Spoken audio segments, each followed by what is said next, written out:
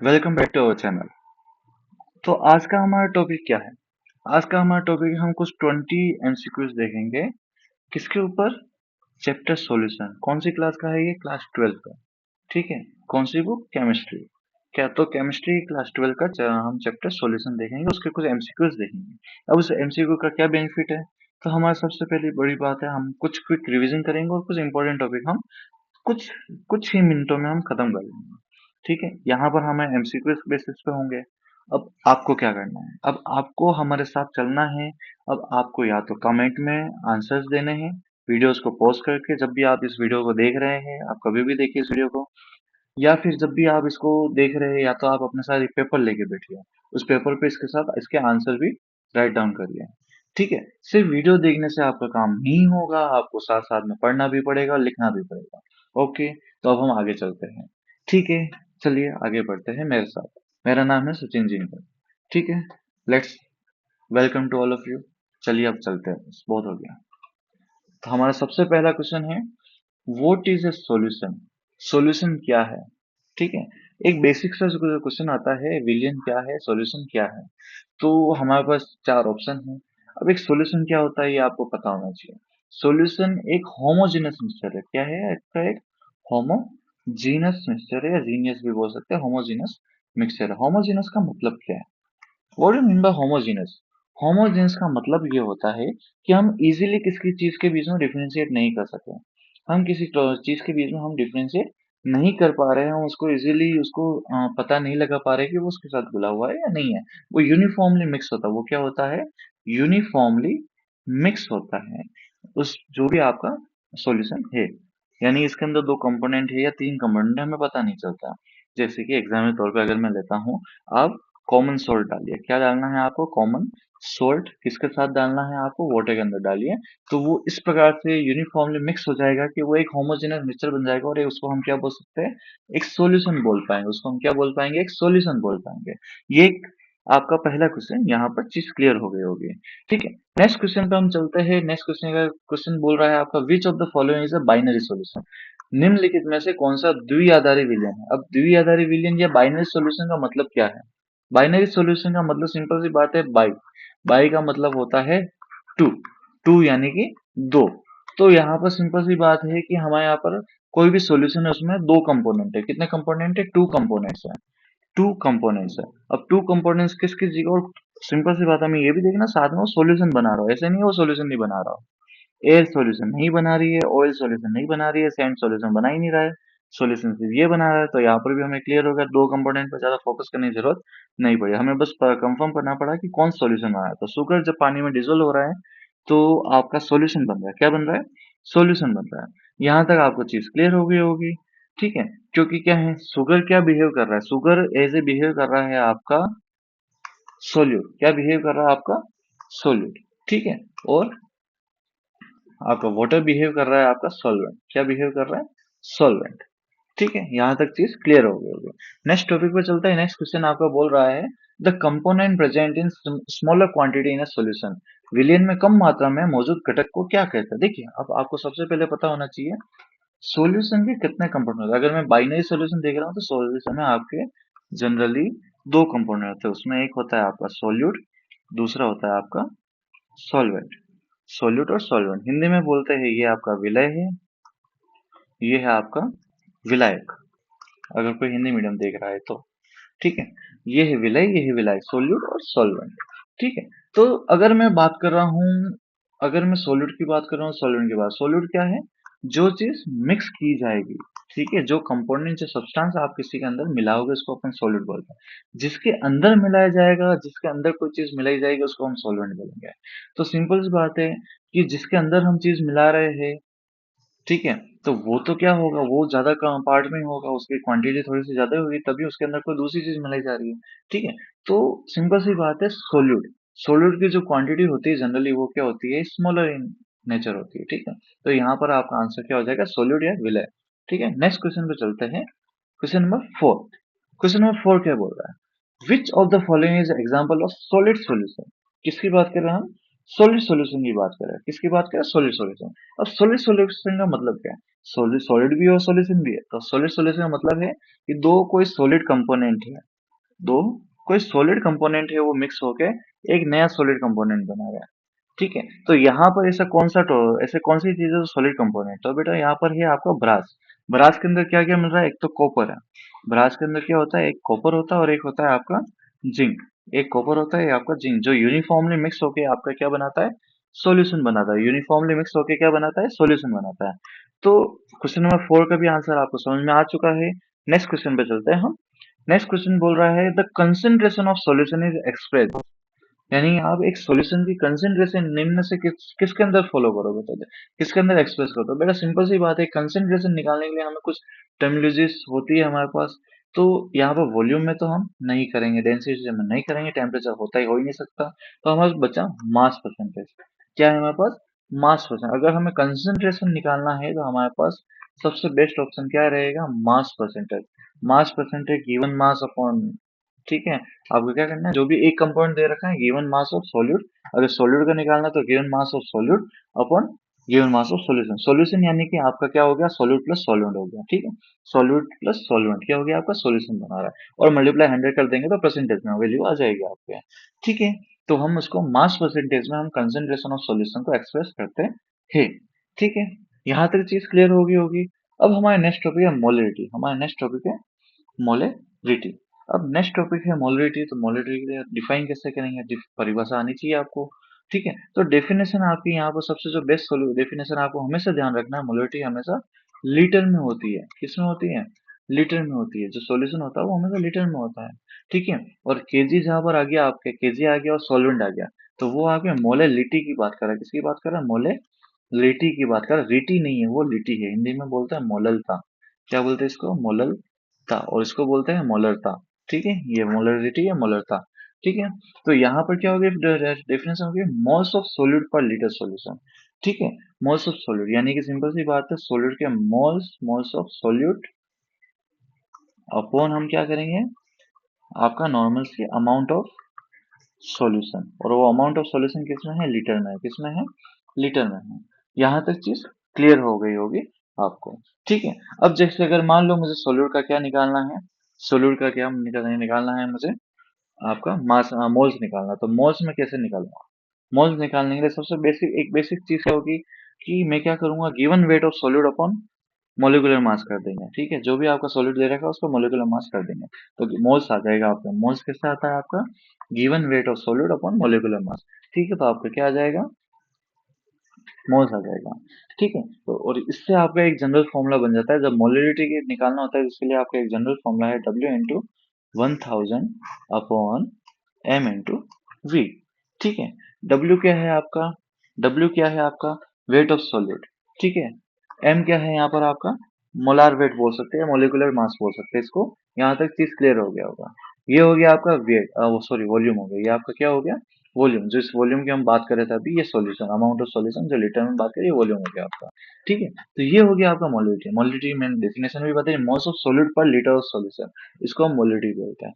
और मोलिडिटी के साथ साथ मैंने आपको मोलिलिटी भी समझा दी। क्या समझा दिया आपको, मोलिलिटी भी समझा दी। ये आ गया मोलिलिटी। अब मोलिलिटी में आपको समझा चुका हूँ। मोलिलिटी में आपकी क्या होता है, आपको ये पता होना चाहिए, मोलिलिटी आपका क्या होता है, गिवन वेट, यानी आपको अमाउंट ऑफ सॉल्यूट निकालना, amount of solute in weight, solute in mole, ठीक है। Solute in mole upon solvent. अब यहाँ पर सॉल्वेंट है, सॉल्यूशन नहीं है, ध्यान रखना, solution, solvent in KG. Solution आपका होता है मोलरिटी में, ठीक है। और मोलरिटी में होता है नीचे अपॉन में सॉल्वेंट। तो डेफिनेशन में आपको इसके पिछले वाले क्वेश्चन में समझा चुका हूँ। अब मोलरिटी डिपेंड्स करती है, देखिए आपको ये चीज पता नहीं, यहाँ पर वॉल्यूम दे रखा है क्या, नहीं दे रखा है। तो वॉल्यूम हो सकता है कि आंसर में, नहीं हो सकता। टेम्परेचर हो ही नहीं सकता, प्रेशर हो ही नहीं सकता। तो अब बचा क्या आपका, मास ऑफ सॉल्वेंट, ठीक है, मास ऑफ सॉल्वेंट, क्योंकि सॉल्वेंट ये रहा और केजी में दे रखा है तो मास में है। अगर यहाँ पर ऑप्शन में सोल्यूट इन मोल दे रखा होता तो अपना आंसर वो हो सकता था, वो भी हो सकता था आपका आंसर। नेक्स्ट क्वेश्चन पे आते हैं। आपका नेक्स्ट क्वेश्चन क्या कहता है, which of the following is a colligative property, निम्न में से कौन सी कोलिगेटिव और समघटक गुण है, ठीक है। अब समघटक गुण या कोलिगेटिव प्रॉपर्टी क्या होती है, कोलिगेटिव प्रॉपर्टी ऐसी सारी प्रॉपर्टी सॉल्यूशन, ये सारी प्रॉपर्टी सॉल्यूशन की बात है, ऐसी सारी प्रॉपर्टी जो किसके ऊपर डिपेंड करती है, जो आपके किसके ऊपर डिपेंड करती है, नंबर ऑफ सॉलिड पार्टिकल पर डिपेंड करती है। किसके ऊपर डिपेंड करती है, नंबर ऑफ सॉलिड पार्टिकल के ऊपर डिपेंड करती है। उसको हम क्या बोलते हैं, कोलिगेटिव प्रॉपर्टी बोलते हैं। अब यहाँ पर कौन सी है, तो यहाँ पर है ऑस्मोटिक प्रेशर। कौन सी है, ऑस्मोटिक प्रेशर। जनरली हम 12th क्लास में 4 टाइप के हम कोलिगेटिव प्रॉपर्टी पढ़ते हैं। सबसे पहले अगर मैं बात करूँ तो आपके relative lowering lowering vapour pressure, ठीक है, रिलेटिव लोअरिंग वेपर प्रेशर। दूसरा क्या हो गया आपका, दूसरा हो जाएगा आपका डिप्रेशन।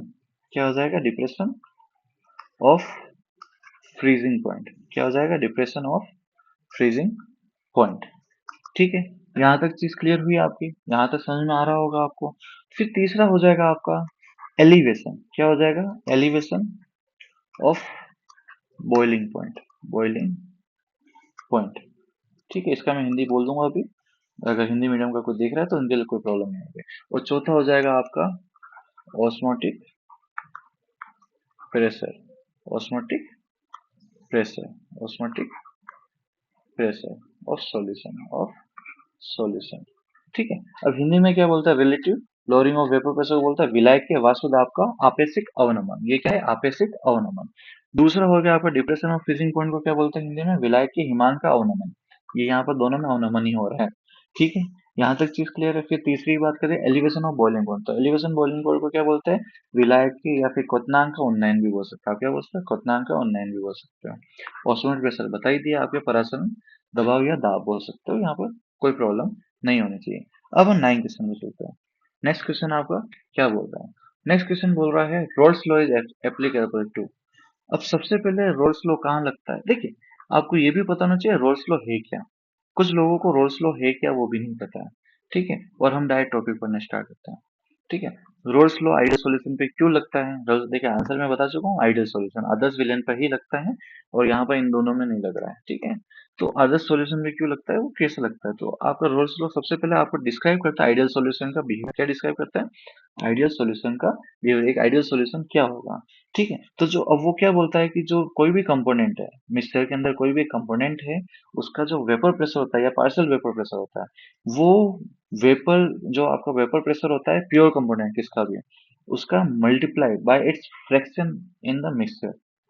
ठीक, उसके प्रोपोर्शन में होता है। यानी सिंपल सी बात से अगर लूँ, सॉल्यूशन आपका क्या निकल रहा है, आइडियल पार्शियल प्रेशर निकल रहा है ऑफ सॉल्यूशन का, तो वो किसके बराबर होगा, P naught A, P naught A dot x है।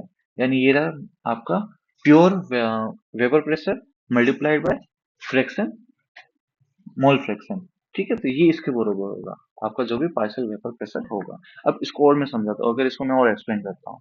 अब जैसे कोई भी कंपोनेंट ए ले लेता है, अपन कंपोनेंट ए ले लेता है, ठीक है। अब इसके अंदर बहुत सारा सॉल्यूशन है, कंपोनेंट ए है, बहुत सारा सॉल्यूशन भरा हुआ है। अब इसके अंदर एक और ले लेते हैं, कंपोनेंट बी ले लेते हैं, अपन क्या लेते हैं, एक और कंपोनेंट बी लेते हैं। इसके अंदर भी बहुत सारा सॉल्यूशन भरा हुआ है। ठीक है, इसके अंदर भी बहुत सारा सॉल्यूशन भरा हुआ है। इसका मैं कलर चेंज कर देता हूँ तो आपको अलग अलग दिखेगा थोड़ा सा। ठीक है, अब यहाँ पर इसका बॉन्ड बन रहा है बीबी। ठीक है, यहाँ पर इसका बॉन्ड बन रहा है बीबी, और यहाँ पर इसका बॉन्ड बन रहा है ए।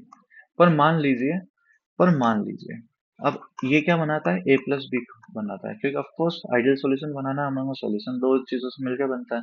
इसका नाम आपके ए प्लस बी है। ठीक है, और जो इसका बॉन्ड बन रहा है ए बी। अब जो आपका ए बॉन्ड बना है वो भी इक्वल होना चाहिए किसके, ए बी के बॉन्ड के, और बी बी जो बॉन्ड था वो भी इक्वल होना चाहिए ए बी के बॉन्ड के। ऐसा नहीं हो कि ए का बॉन्ड ग्रेटर या लेस है ए बी के बॉन्ड से, तो वो आइडियल सॉल्यूशन नहीं होगा। अगर उनका सॉल्यूशन सेम है, उनका मोलिकुलर जो क्या बोलते हैं कंपोनेंट के जो मोलिकुलर साइज है वो भी सेम है, स्ट्रक्चर है वो भी सेम है, इंटरमोलिकुलर जो फोर्स है वो भी सेम है, तो वो एक कहलाएगा आइडियल सॉल्यूशन, वो रोल्स लॉ को ओबे कर रहा होगा। यहाँ तक चीज क्लियर है, तो आपको रोल्स लॉ भी समझ में आ गया होगा, आइडियल सॉल्यूशन भी समझ में आ गया होगा, आदर्श विलयन किसको बोलते हैं। नेक्स्ट क्वेश्चन है, according to Raoult's law the vapour pressure of solution, अभी जस्ट मैंने बात की थी, तो इसका आंसर क्या होगा, directly proportional to mole fraction of solvent. Directly proportional कैसे, मैंने बताया अभी, पी इसको मैं ऐसे लिख सकता हूँ कि सॉल्यूशन का, तो क्या होगा, P naught A dot X A plus क्या होता है, P naught B dot x P. अब देखिए, अब ये तो क्या होता है, ये होता है non volatile, non volatile, non volatile, इसका मतलब क्या होता है, नॉन, सॉरी, नॉन, यहाँ पर लिख देता हूँ मैं, नॉन वोलेटाइल। अब नॉन वोलेटाइल का मतलब गैर वाष्पशील, क्या होता है? गैर वाष्पशील, जो इजीली उसको गैस नहीं बनाया जा सकता, गैर वाष्पशील। ठीक है, गैर वाष्पशील, जिसको इजीली गैस नहीं बना। और जो नॉन वोलेटाइल, अगर नॉन वोलेटाइल कोई कंपोनेंट है उसकी वैल्यू होगी जीरो। तो जब इसकी वैल्यू जीरो होगी तो बचा क्या आपका? P S equal to P naught A dot X A. तो ये आपका कंपोनेंट हुआ, और ये क्या हुआ आपके? डायरेक्टली प्रोपोर्शनल टू, यानी रोल्स लॉ के अकॉर्डिंग वेपर प्रेशर क्या हो गया सॉल्यूशन का? डायरेक्ट प्रोपोर्शनल हो गया आपके मोल फ्रैक्शन ऑफ सॉल्वेंट और प्योर कंपोनेंट के। ठीक है, प्योर कंपोनेंट के प्रेशर के डायरेक्ट प्रोपोर्शनल हो गया। तो ये अपना था रोल्स लॉ के अकॉर्डिंग आपके प्रेशर के बारे में। ठीक है, ये मैंने आपको समझा दिया। अब हम नेक्स्ट टॉपिक पे चलते हैं। नेक्स्ट टॉपिक है आपका, नेक्स्ट टॉपिक क्या बोल रहा है? विच ऑफ द फॉलोइंग, क्या बोल रहा है आपका? विच, नहीं sorry, which solution shows the positive deviation from the roles law. Positive deviation की बात कर रहे हैं। अब पॉजिटिव डेविएशन का मतलब क्या होता है? कुछ डेविएशन कुछ इस टाइप का बनता है, अभी मैं पूरा नहीं बना सकता आपका, ये आपका आइडियल सॉल्यूशन का बनेगा कुछ। ठीक है, और पॉजिटिव डेविएशन आपका कुछ इस टाइप का शो करता है। ठीक है, ये कुछ इस टाइप का शो करता है। ये थोड़ा सा नीचे बना दिया मैंने। ठीक है, हाँ ये थोड़ा सा नीचे बना दिया मैंने। ये यहाँ पर आपका ऐसे नहीं बनेगा, ये बनेगा आपका ऐसे। तो ये थोड़ा सा ऊपर जाएगा, और कुछ यहाँ से फिर हम एक और लाइन ऐसे, ये लाइन भी ऐसे ही जाती है ऊपर यहाँ पर, और ये लाइन भी ऐसे ही जाती है। तो ये कुछ ऐसा कुछ डायग्राम बनता है। ठीक है, तो ये आपने देखा होगा। अगर इस टॉपिक पर बात करनी है तो हम अलग से और एक और मैं वीडियो बना के डाल दूंगा आपके लिए। इस टॉपिक में अलग से एक वीडियो बना के डाल दूंगा। ठीक है, प्रॉपरली। ठीक है, तो जो पॉजिटिव डेविएशन होती है रोल्स लॉ की अगर मैं बात करूँ, तो किस किस के अंदर होती है? सबसे पहले आपको पॉजिटिव डेविएशन कौन शो करता है, आपको ये चीज पता होनी चाहिए। देखिए, पॉजिटिव डेविएशन का मतलब क्या है? पॉजिटिव डेविएशन का मतलब क्या है? तो आपका जो सोल्यूट और सॉल्वेंट के अंदर जो बॉन्ड है, ठीक है, सोल्यूट और सॉल्वेंट का जो बॉन्ड है, यानी कि जो अभी अपन ने बनाया था ए का बॉन्ड, बी कंपोनेंट का बॉन्ड, जो हो रहा था आपका ए बी का बॉन्ड। ठीक है, वो क्या है आपका जो ए बी का बॉन्ड है? ठीक है, ए बी का बॉन्ड क्या है? ए बी का बॉन्ड वीकर है। क्या है? वीकर है। या तो ए का बॉन्ड हो गया, या फिर और बी का बॉन्ड हो गया।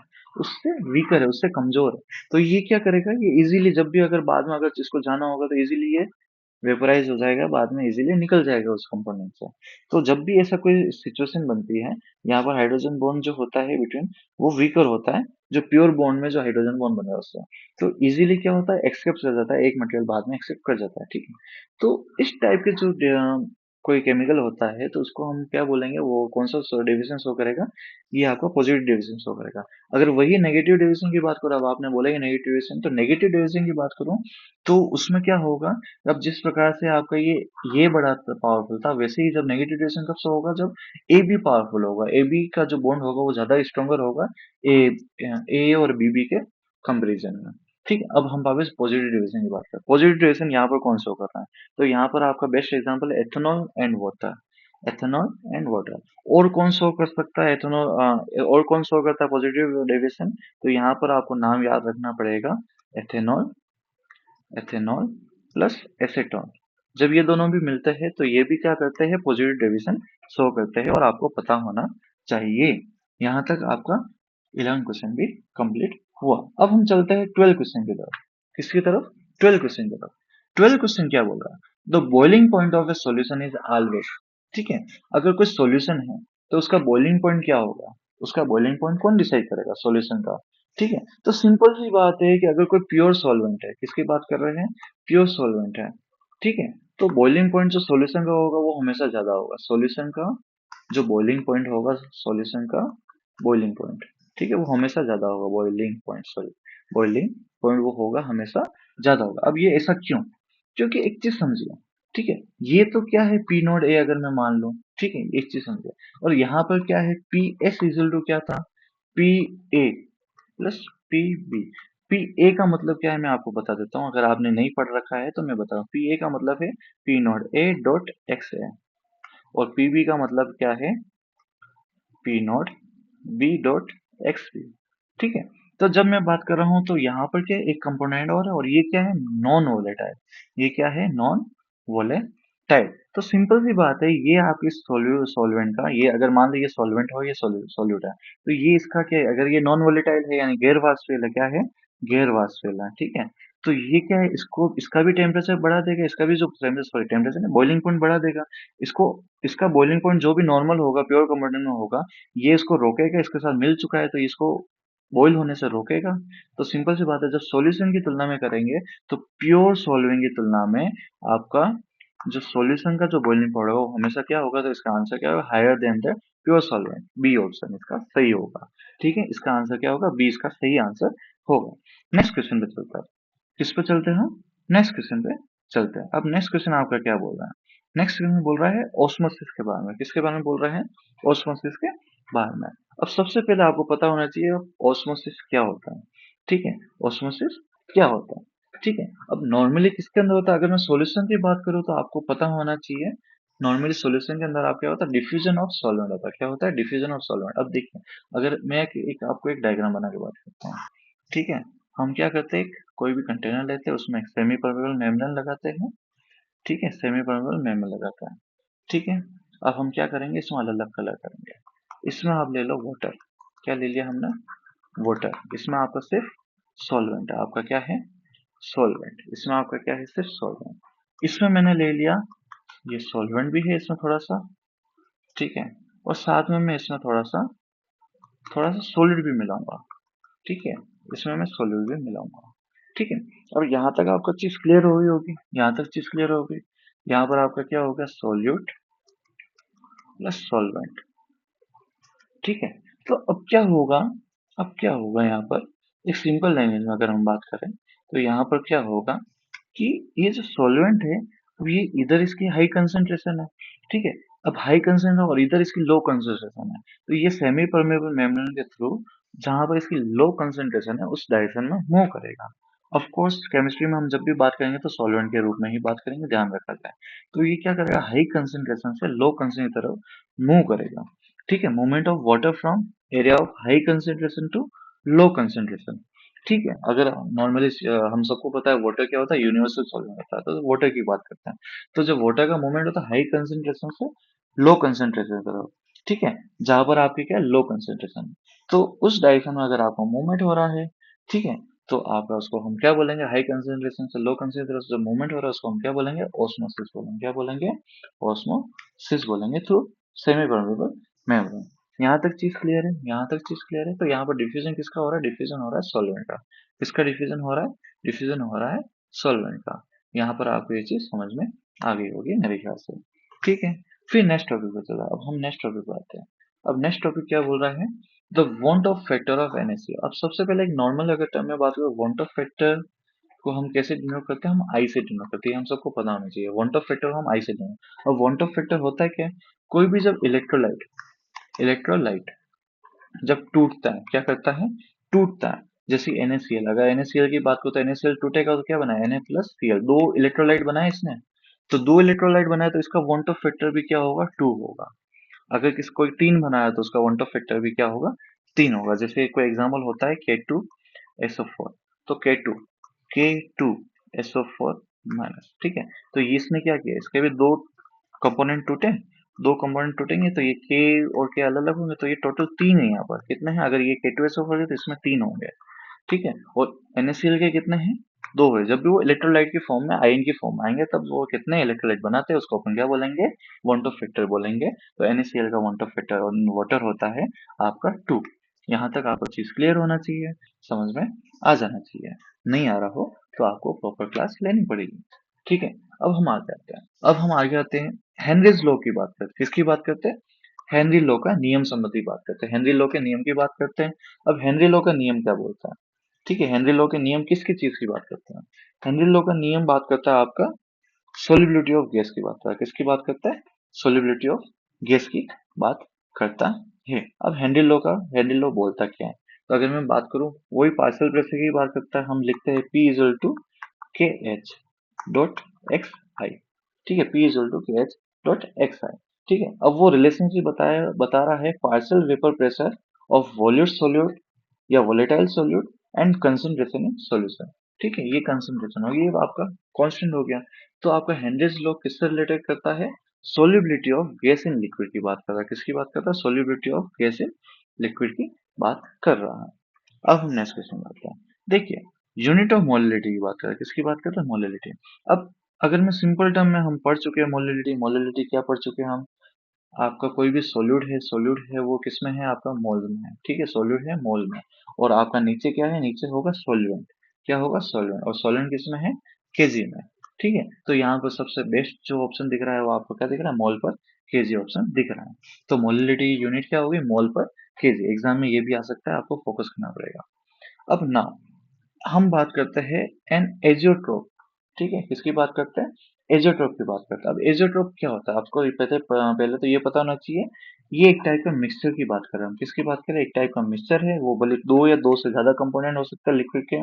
ठीक है, लिक्विड के दो या दो से ज्यादा कंपोनेंट हो सकते हैं, जिसको हम क्या करते हैं? बॉइल करते हैं at a constant temperature. Constant constant temperature boil करते हैं। और जब हम इसको कांस्टेंट टेम्परेचर बॉईल करते हैं तो इसकी जो कंपोजिशन रहती है वो भी कांस्टेंट रहती है। ठीक है, ध्यान रखना, in vapour phase, in vapour phase. ठीक है, इसलिए इनको हम क्या नाम देते हैं? एजियोट्रोप्स बोलते हैं। क्या बोलते हैं? एजियोट्रोप्स बोलते हैं। तो यहाँ पर आंसर क्या होगा? ए solution they obey law, no. A mixture that boiled at constant temperature, हाँ यही है, पर इसके आगे कुछ नहीं लिखा तो आपका ऑप्शन बी ही सही होगा। तो एन एजियोट्रोप क्या होता है आपको समझ में आ गया होगा। नेक्स्ट टॉपिक आ जाता है the want of factor for non electrolyte. अब नॉन इलेक्ट्रोलाइट जो होता है सब्सटेंस, वो अगर पानी में डालते हैं तो टूटता नहीं है। जैसे NaCl अभी हमने पढ़ा, तो वाटर में जब डाला तो ये Na प्लस Cl माइनस बना। तो नॉन इलेक्ट्रोलाइट होते हैं वो टूटते नहीं है, और टूटते नहीं है तो उनका जो मोल जो पार्टिकल रहता है वो हमेशा वन के बराबर रहता है। किसके बराबर रहता है? वन के बराबर रहता है। तो आपका आंसर क्या होगा? नॉन इलेक्ट्रोलाइट के जो वांट ऑफ फैक्टर है वो हमेशा वन होगा। ओके, ध्यान रखिएगा। नेक्स्ट क्वेश्चन है the process of reverse osmosis. अब बहुत इजी क्वेश्चन है ये, बहुत इजी क्वेश्चन हम डेली लाइफ में यूज करते हैं। देखिए, आप सबने पानी तो पिए होगा, और स्पेशली आरओ का पानी पिए होगा। अब आरओ का जो पानी है, आरओ की जो फुल फॉर्म उसका ही नाम है रिवर्स ऑस्मोसिस, अगर आपने कभी ध्यान दिया हो तो। आरओ की फुल फॉर्म भी है रिवर्स ऑस्मोसिस। ठीक है, तो रिवर्स ऑस्मोसिस आरओ वाटर किससे जुड़ा हुआ है? Purification of water. तो आपका आंसर प्योरिफिकेशन ऑफ वाटर होगा। यहाँ तक आपको चीज क्लियर हो गई होगी मेरे ख्याल से। ठीक है, अब हम नेक्स्ट क्वेश्चन पे चलते हैं। किस पे चलते हैं? अब हम नेक्स्ट क्वेश्चन पे चलते हैं। अब नेक्स्ट क्वेश्चन क्या बोल रहा है? Which of the following is an ideal solution. ठीक है, आइडियल सोल्यूशन क्या होता है? अब आइडियल सोल्यूशन क्या होता है मैंने आपको बताया है। आइडियल सॉल्यूशन मैंने आपको बता चुका हूँ आइडियल सॉल्यूशन क्या होता है।